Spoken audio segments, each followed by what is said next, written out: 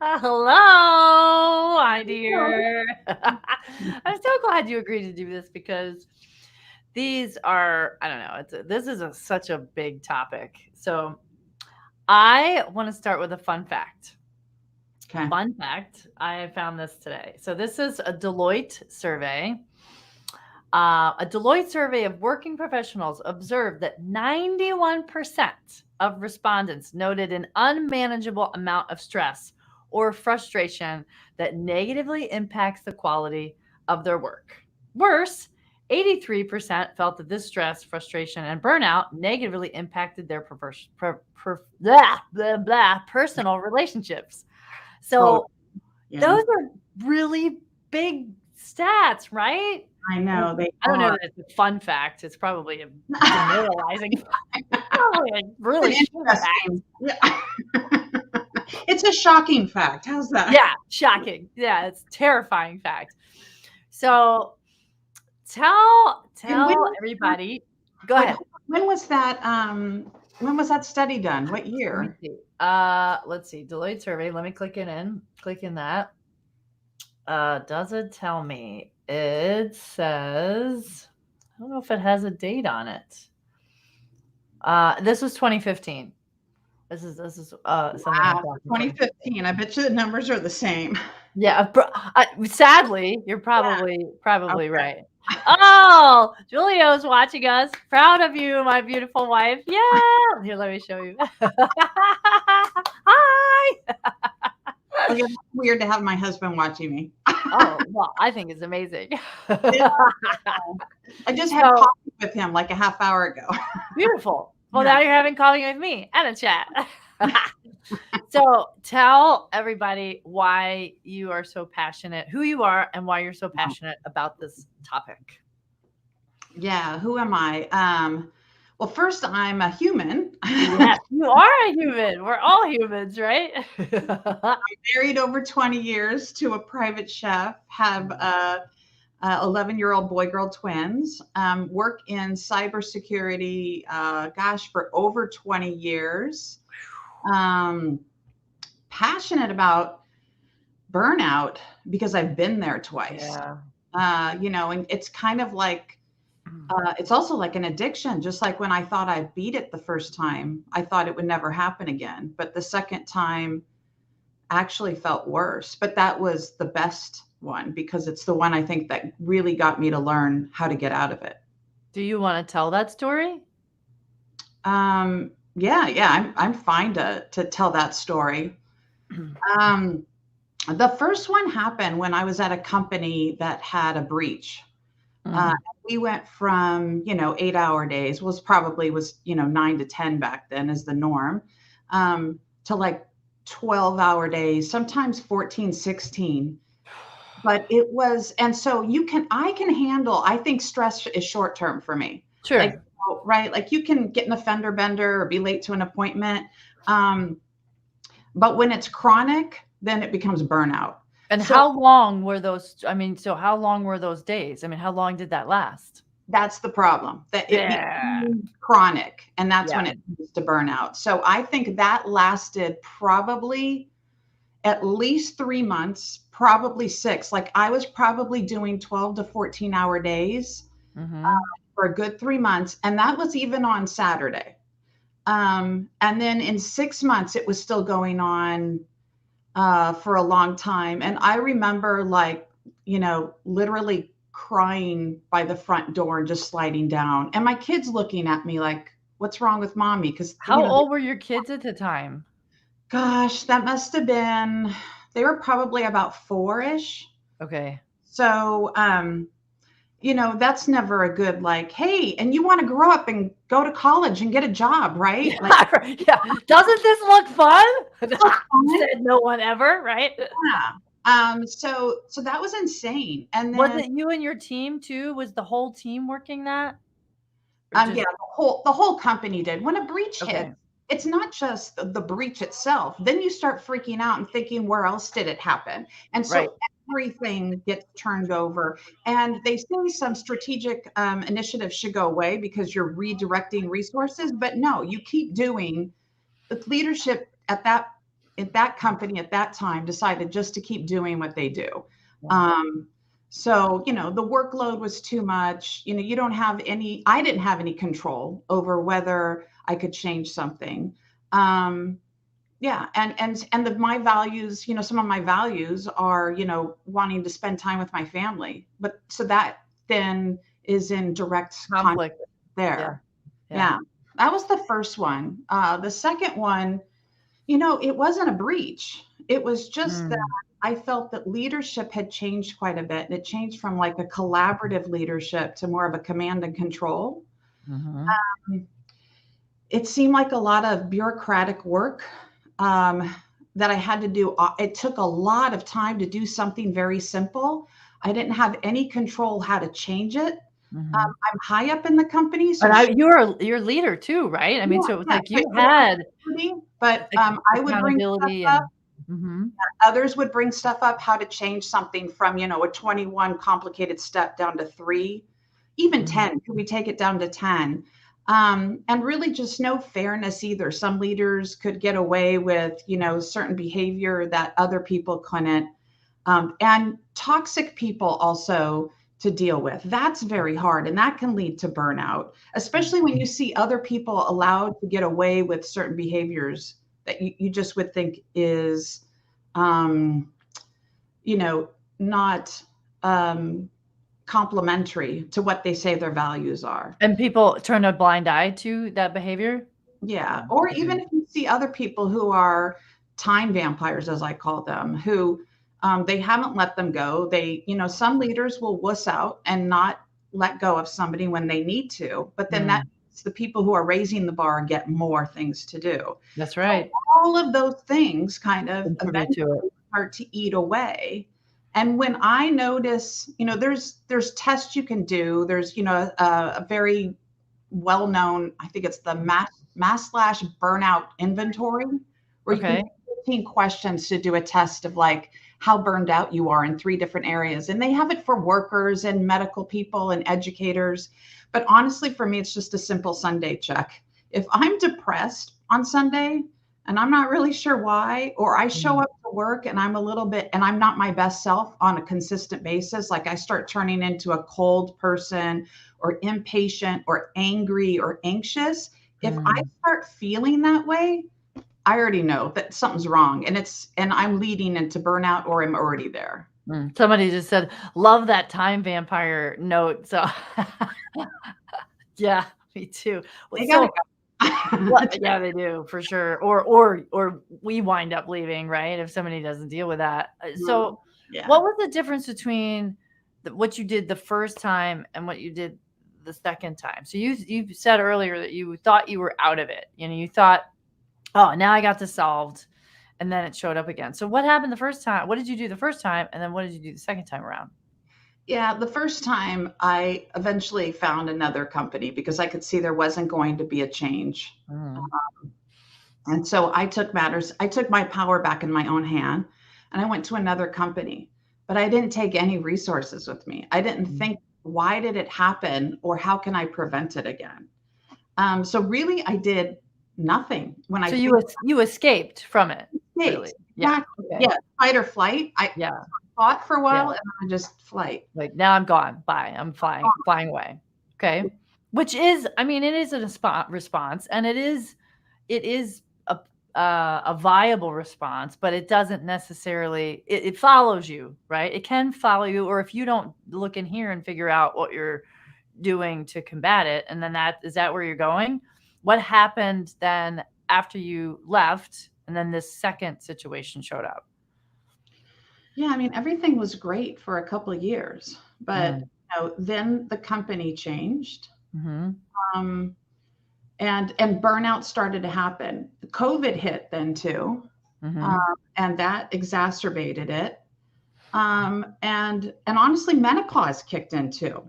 So that's a lot of things for working women that we just don't talk about. That's hard True. to deal with. When you are physically changing. And so you're layering all this stuff on top of one another. Right. Yeah. But I mean, even if I took away menopause and I took away COVID, it was still there Mm. in spades. That just added fuel to the fire. Um, again, I decided to leave. Mm, This time, though, I had an executive coach, and mm, his first advice to me was, you need a sabbatical. You need to get away and reset. mm. Um, and so when I left, I took uh, about almost 6 weeks off before I Nice. went to my next job. And the first week, I remember being in withdrawals. Like it felt odd. And I didn't know who I was, and I felt depressed. What do you mean by the withdrawal? What does that mean to you? Um, it's still like a memory where you have to, like, when you've been working so long and working so many hours and you don't have even email, a business email to check into. Mm. It's like I didn't know who I was. Like I So don't your have. identity's wrapped up in it. And Yes, your okay. identity is my identity was totally wrapped up in it. And it was also like muscle memory, like picking up the phone.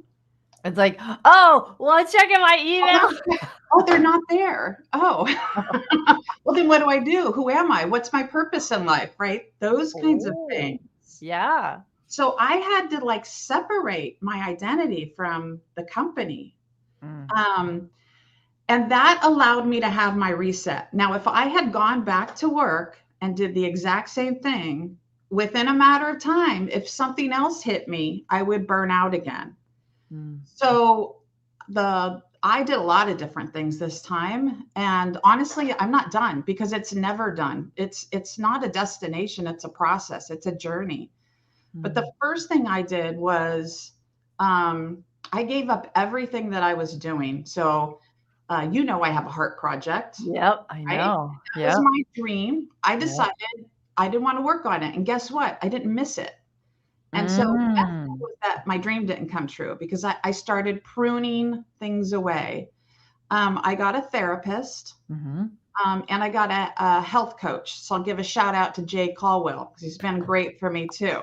Um, Nice. but so both really taught me that work-life balance, it wasn't balance, it's boundaries. Mhm. And I had, so to boundaries, I was like, I realized I didn't know where they were. I didn't Mm. know what they looked like. I didn't know if someone was crossing them or even myself until I was angry. And then So when you got to you weren't looking at the indicators, or you didn't know what the indicators were, I maybe? didn't know what they were, and I wouldn't know until I was angry, maybe that day or the next day. Okay. And then I would look at my anger and go, so my therapist taught me that anger means a boundary has been crossed. Either yourself, you've crossed your own boundary, or somebody else has crossed it. And it's okay. No, recognize the anger. Or anxiety, she taught me it means you need to take action. Um, Mm. and so I would then start to notice the times when I was angry or anxious and then realize, I crossed my own boundary. This is my boundary.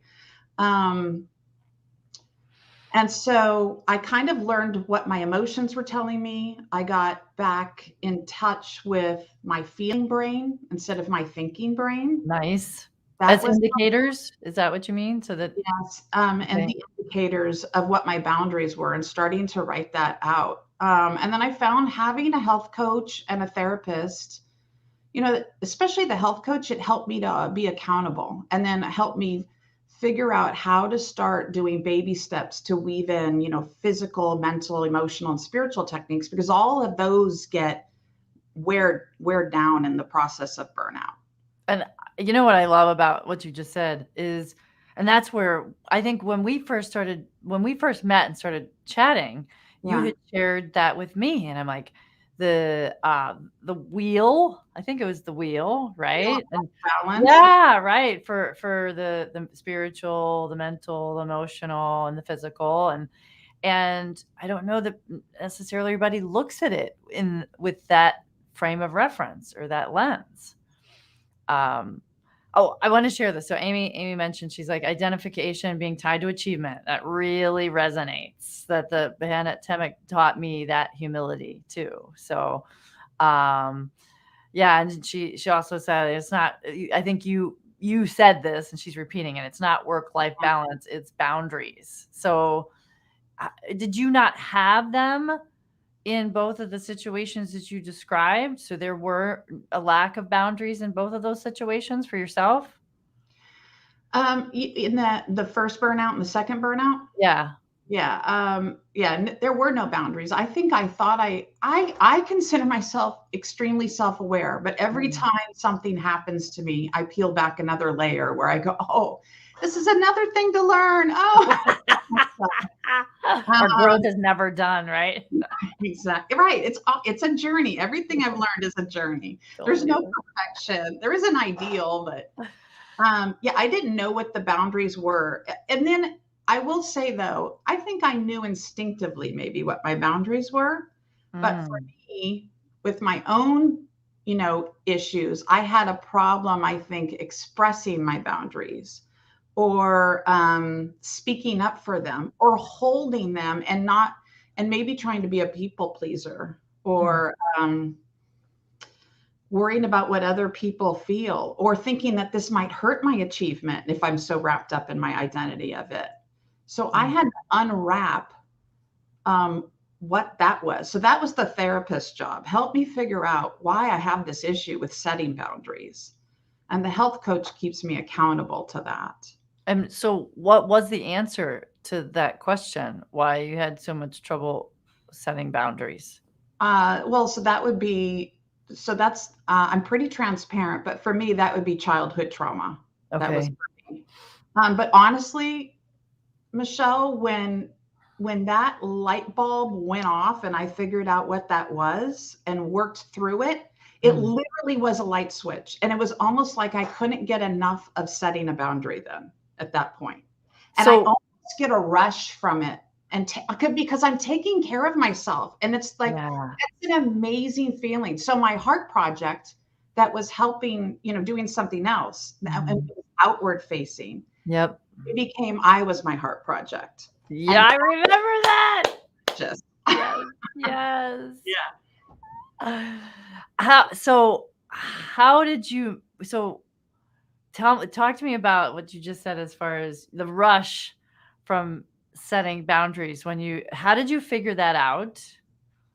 And then what did it look like when the rush came or when it comes now? Because I'm assuming it still comes. You're like, Oh, gee, it still boundary, comes. boundary, boundary, boundary, boundary.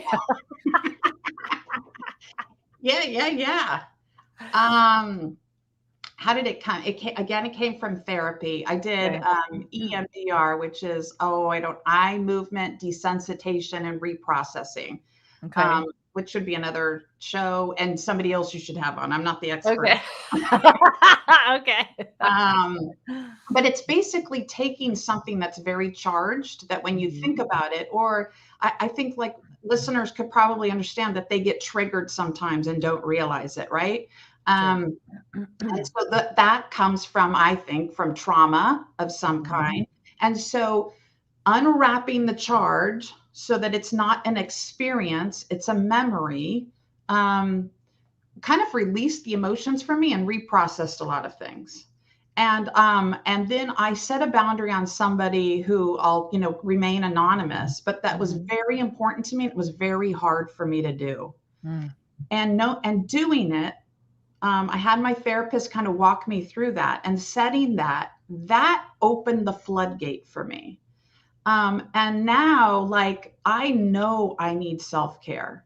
And Mhm. so I will ask for it. And if I know I'm getting the yellow flag moment, I know that my time, I'm getting like people are asking too much of me, whether it's my work or my Mhm. husband or my kids or anything else. I know I need the boundary is I need some self care in my zone, and so I'm not afraid to go and ask for it at this point and not feel worried about what I'm leaving behind at home or that I have to shut down the computer at a certain time for work because I'm not going to bring my best self if Right. I'm not taking care of myself.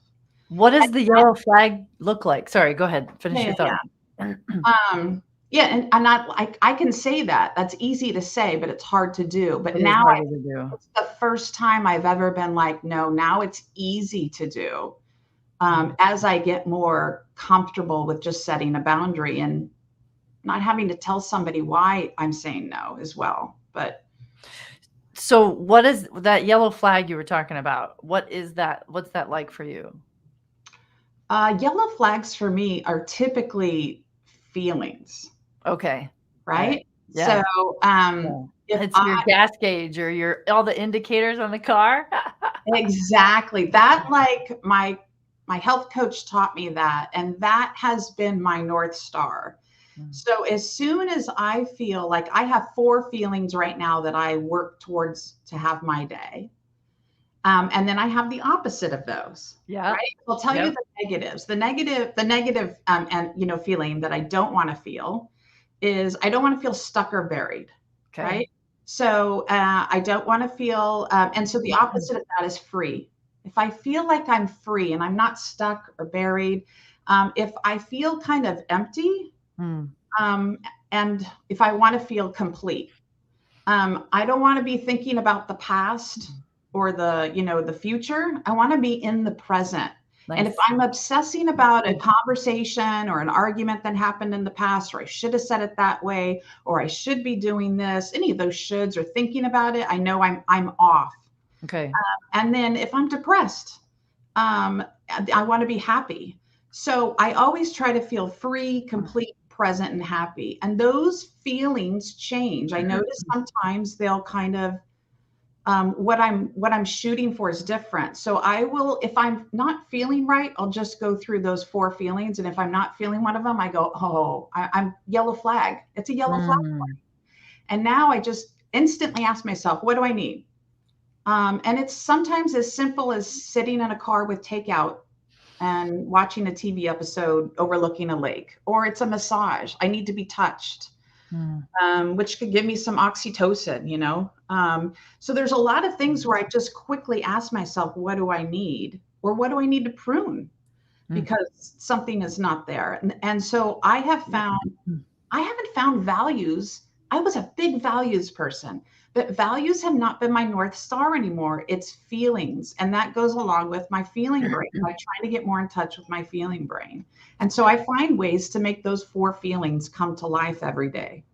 How did you so I mean, how did you design them? I mean, I have a tool that I'm going to give folks to design them, but did you use a tool to figure out those feelings or was My that part of the therapy? No, so it's from all your gurus and masters that you've met throughout your life. Right, right, Right? right.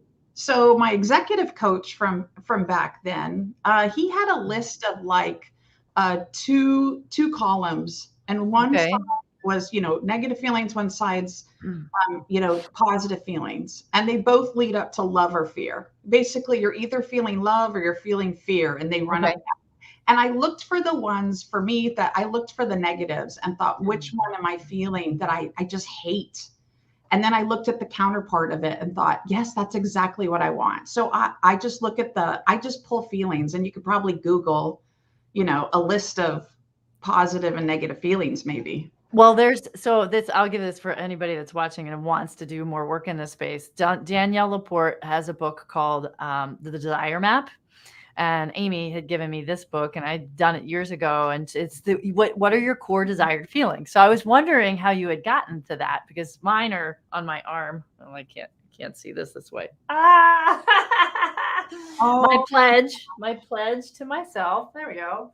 Pledge, which is peace, levity, energy, dalliance, golden rule, and ease. But that I went through her book. That's why I was just curious. So for anybody that's watching that wants to do this work and figure out your core desire feelings, they are. It's a beautiful indicator as yeah. to how are you in a good place or not? Are you Mhm. are you setting boundaries around those? And what you're willing to do and what you're not willing to do. I want to ask you this question. Yeah. So this came from a retreat this past weekend where one of the guys said, "My desire is getting in the way of my stillness." And I'm like, "Ho, ho, ho." I'm like, "Ooh, that's relatable." And I think you were talking about achievement, right, Mhm. earlier, and how and then there's maybe a level of not disappointing other people. Yeah. So when I say that to you, what comes to mind? as it relates to burnout and how we work towards achievement and what we're aiming to do for ourselves or for other people. What came up for me is I thought that because I was so productive that I could just take on more.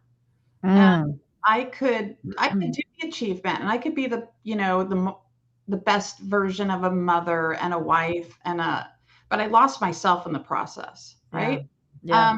And pruning all of that and getting to boredom and thinking that boredom was bad, but it wasn't. It was just a pause. And it allows for when something's empty and present, it allows for so much more possibility when you're just open, right?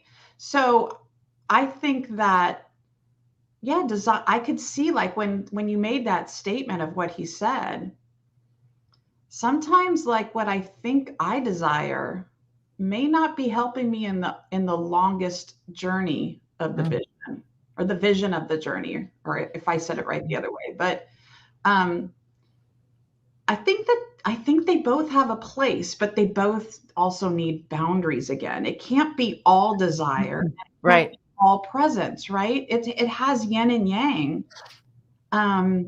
And just recognizing that sometimes in your life it might be a season of growth and it might be a season of hibernation or a day, and it's okay. That boredom and pauses are okay because it could lead to another desire you never knew even existed. And what I find interesting about this turn is we are conditioned to dopamine, get on the phone, dive in, and then to your point, when we're bored, we're sitting around going la la la la la, but stillness is a good thing, can be a good thing. Rest is a good thing. Yes. Recharging is a good thing. And if Mhm. we are on that hamster wheel, and to like when your stories are fantastic because there's going to be people that are watching this now or that will watch it later that can relate to 8 hours become 10, 10 become 12, 12 become 14, and you just keep Whoa. saying yes, yes, yes, yes, yes. Yep. Then you're not paying attention to how is that affecting me, right? Mhm. Am I complete? Does this make sense? Should I continue to do this? You're not even paying attention. You're not even paying attention. Yeah. I mean, and it's super dangerous. So, what are you doing now differently? What are you doing differently now? I mean, you're setting boundaries. Mhm. You have your indicators, and your feelings are the indicators to see if something's out of whack. Those are huge for people to start adopting. Are there anything else? Is there anything else that you're doing in addition to that to monitor and protect yourself from burnout and make sure that you're whole? Yeah. I mean, I'm phasing out of my therapist. I'm sticking with my health coach for accountability. And because I know it's like an addict, I could slip really Mhm. fast, right? I just need one 10-hour day to become 2 or 3. So right now I'm Mhm. having that accountability. Um, well, so besides checking in with my emotions, so if I go through the emotional, mental, spiritual, physical things, I can Yeah. think through them in those categories. So emotionally, like I'm journaling most mornings and I'll have Mm. a prompt. I find the one prompt that grounds me the most is like writing about what I'm grateful for and then because. And then I will usually end my day with a few other prompts. And the one I love the most is if I could do my day over, would I do anything different? That always kind of Oh, that's a good one. that one shows me like, oh, there was a yellow flag that I didn't notice. Mhm. Um, I do a lot of breathing now just to reset my vagus nerve. Mhm. Just like 3 minutes of slow, intentional breathing. Mhm. Mentally, I started piano lessons. Um, What? That's new? Oh, that's cool. I didn't know I'm you were doing not that. I cannot be in the past or the future when I'm learning piano. I have to be in the present. So it forces me to be there. And it hits a part of my creative feeling brain that I haven't tapped into and like since I was a kid. So Nice. that's good. Have Um, you read The Power of Now by Eckhart Tolle? yes, it's just been Okay. a hot, Hot long minute. minute. Yeah. I just because you're talking a lot about the present, so I wanted to see if you'd read it, and if anybody else is interested, they might want to pick it up as well. But I used to poo-poo when people would talk about the present, even when I felt like I was, even my best self, like not even probably a year or two ago, just because I couldn't. why did you poo-poo it? I think because I couldn't relate to it. I think Mm. because I used to say, but I love being in the future. I love visioning. I love Oh it, yeah. I right? do. I'm Yeah, creative. I do too. Yeah, I totally get it. It's sexy, right? Then I think that's also there's some desire stuff there too, Yeah, achievement, right? yeah, yeah. Yeah. Right? But Mm. then I never gave presents like, like it had a seat at the table. So physically, I walk and I do little mini walks, like 10 minutes midday. I will try to walk in the morning and get some blue sky in the evening to get some sunset, kind of, help my circadian rhythm. My sleep is awesome now. And spiritually, I've made sure that I know I'm trying to determine what my purpose is again. I think it's still, Mhm. my purpose is probably still the same. Mhm. Um, and then making sure I have a career strategy. So I have some significance and meaning that I'm working towards, not just, mindlessly working. Mhm. I love to give, like, being at Starbucks and giving, the car behind me, that like just gives me Lights joy. you up. Yeah. And I love music with my headphones. I can't get enough of like Queen. Like those We again, Are the Champions. yeah, any of I them. just taught that to Oh, my I love like two nephews. I gotta be free is my favorite one. Or Logical by Supertramp because it reminds me of what I don't want to be. I don't That's want to be awesome. logical all the time like a Yeah. vegetable.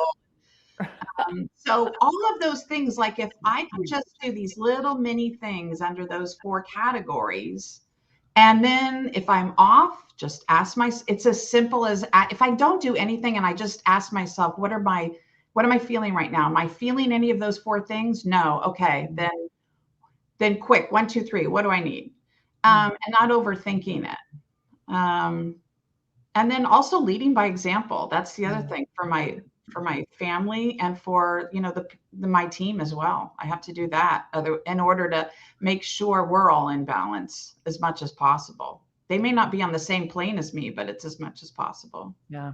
Lee Harris has got some really good stuff, and he just recently did a update or something around holding space for others and holding space for yourself. And there are times when you can do both at the same time. However, there are times when you're not able to hold space for somebody else because you have to take care of yourself. You have to hold space for yourself. And that's frankly, in that moment, more important than doing all the stuff for other people.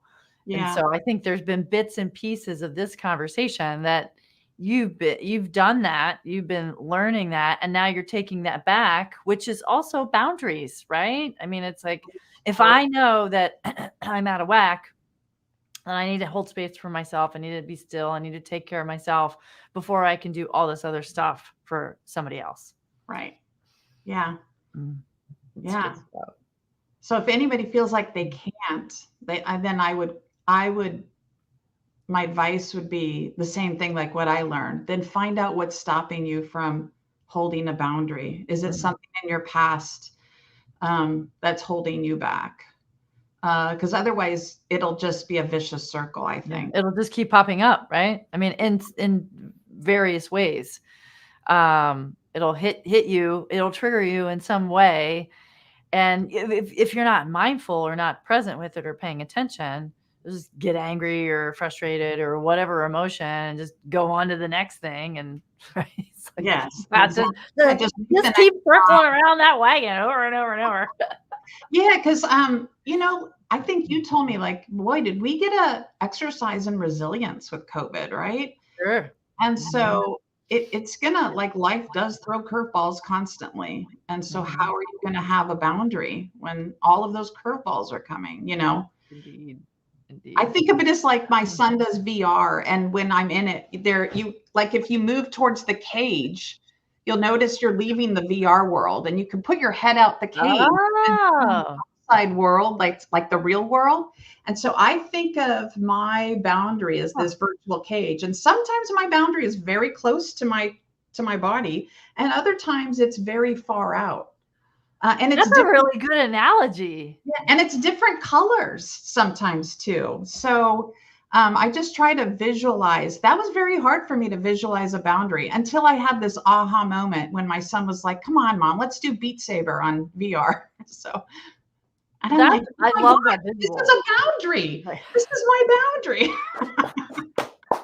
Yeah, analogies and visuals really help with that, doesn't it? I mean, Yeah. because like, oh, wait a minute, I'm not digging this. You're Yeah, you can tell when people are walking to you if they get a little too close sometimes. You're picking up their energy, and all of a sudden Mhm. your boundary is kind of, okay, don't take another step forward. I mean, you instinctively probably don't even realize you're thinking that, but Yeah, yeah.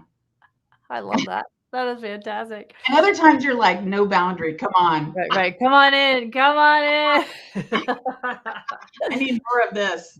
Oh, this Yeah. is good stuff. This is awesome tidbits. Thank you for sharing those stories too, because that's what that I think is what people resonate with. I mean, they can see themselves in that situation.